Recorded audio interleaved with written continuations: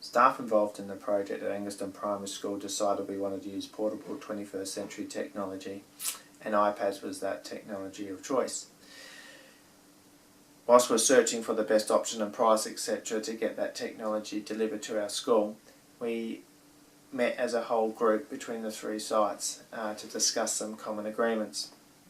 There were two factors that we realised were going to really sway the way the project went between each site and the journey we're going to take. In particular, what technology and infrastructure was available at each of our schools, and also what knowledge each of our staff brought to the table. We had common agreements between the sites. We needed to know what dyslexia was and how it affected students' learning, and we needed to have a common training to make sure that our staff are all had a common understanding. We used a national partnerships training which was recognised for the Department of Education, and also met our site improvement plan for 2013 and 14. What I really like about this research project is the journey that we have taken. It's a terrible cliche to use, but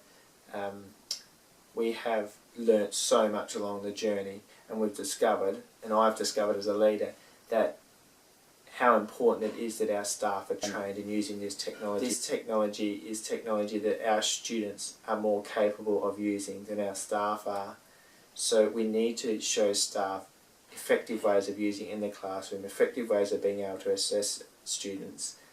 so they can present it to children and say, this is a great way of using it, look what you can do with it.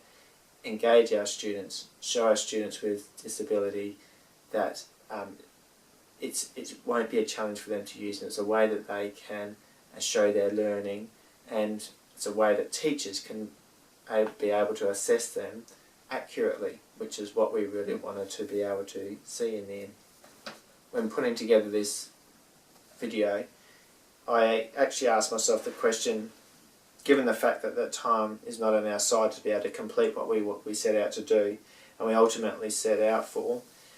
is it more important for students to have access to this technology to see if it supports them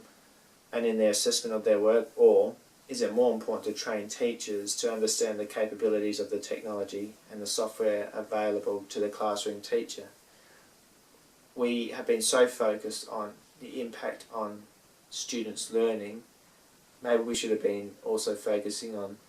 the impact on teachers being able to teach and assess,